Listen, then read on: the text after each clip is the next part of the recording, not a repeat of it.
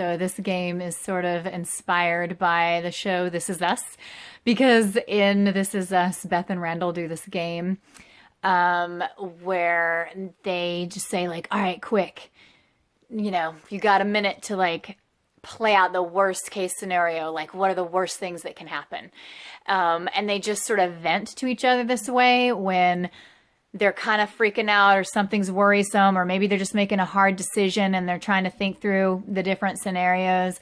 And they just need a minute to vent like all the absolute worst crap that they can think of in this scenario, to sort of bring out their fears and to own them and to admit them. And so you're going to play this game. You're going to play this game when something is worrying you, or when you're kind of afraid to do something, or when you're hesitant. I mean, hesitance is the best indicator that something's going on back in there that you could bring to light. And, you're going to then take whatever you're hesitating about, whatever decision you're unsure of, whatever you're afraid of, or whatever's holding you back. And you're just going to take a little minute to see if you can't get it to release by off-venting the absolute worst thing. Like, what is the worst thing that could happen? What am I actually afraid is going to happen? Like, what is the worst outcome, and just like go and down all the avenues. Now, this might feel scary to some people because they're like, oh my God, I don't want to just sit and allow myself to soak and stew in the worst thing that could happen. And I just want to be clear. It's like, we're not doing this to actually stew in those things and to spin ourselves out further, or to call those things to us, or to like get ourselves in some kind of energy vibration that would actually bring that stuff closer to us. Like, we're not trying to do that. Instead, it's more like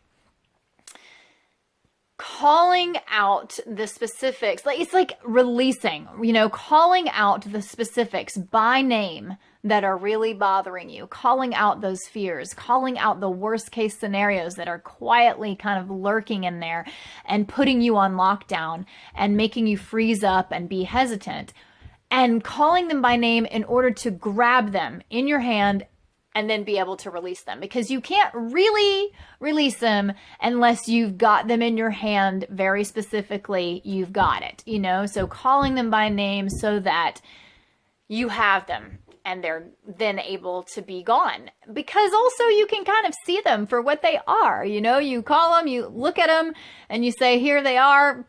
It's not that bad. Or hell, maybe it is really that bad. But it's like, okay, and here they are. I gave them some attention. I called your name. I let you know that I saw you. I see you. And you can't just hang out here. You can't just freeze me up.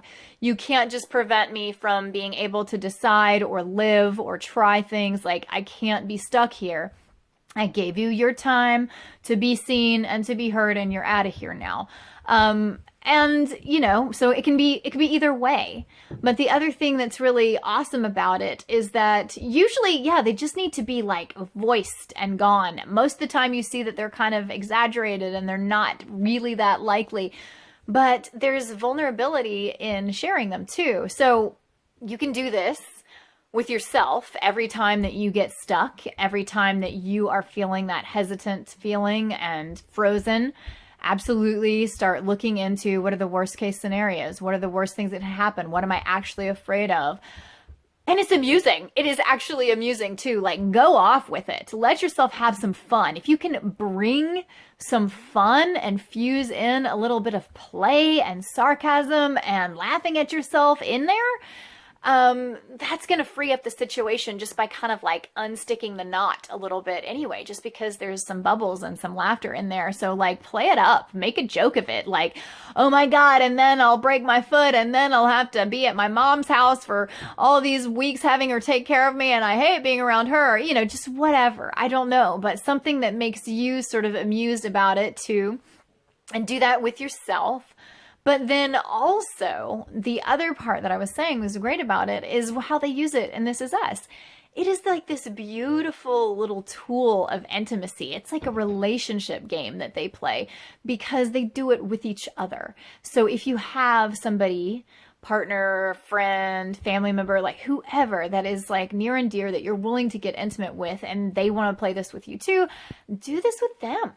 Or even if like it's not something they want to do, like be bold and daring enough to try to just voice this to someone, because it might sound ridiculous, and there's bravery in like saying the ridiculous thoughts that are going on in your head that are so fearful, and admitting your fears like to another person. But I mean, that's the beauty in the relationship game aspect of it for Beth and Randall in the show, because it's just like they're there for each other. They are shouldering each other's burden. The other person gets to like spit it out and say all the crazy crap, and they get to laugh at each other and they get to pat each other's back, but they also get to take it on. You know, she dumps it out and he takes it on. Like, yep, I hear you. You know, and it's just like almost playful to come up with the craziest creations in front of each other.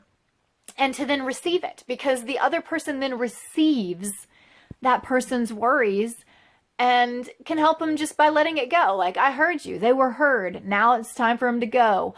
I hear you. I know you. I've just witnessed you, and it's okay with me, you know, to see you at your most fearful and your most vulnerable. And it's like, well, great. Then that makes me feel even more willing. Oops, camera falling down. To be vulnerable and open about my fears. And my fears don't seem so big. They don't seem like such a huge burden to bear, because you're hearing them and we're sharing them. And so I'm not being crushed by them, and things can loosen up and I can let them go. But yeah, it's just, I don't know. I think it's fun to let yourself go. And we put ourselves under restraints so many times because we want to be practical and we want to be not ridiculous, you know? We want to not burden others or look like an idiot or whatever it is. But there's so many ways that we restrain ourselves. And we don't let ourselves be as loud as we want to be, or as big as we want to be, or as afraid as we want to be, or as ridiculous, or, you know, whatever, as grumpy as we want to be, because, you know, we want to level out and not let ourselves completely go. But this is sort of one of those exercises that falls into the category of playfulness and pleasureful, because you're letting go. You're giving yourself the permission to like let go for a second and just like go for it. What is the worst thing that can happen? Do it up, you know, say all the things, chase it all the way down, say all the catastrophic things that could happen, and then your house burns down and a volcano erupts in the background and, you know, whatever, all of it. And you let yourself free and out of the restraints to just go with it. It'll have an effect. See what you think.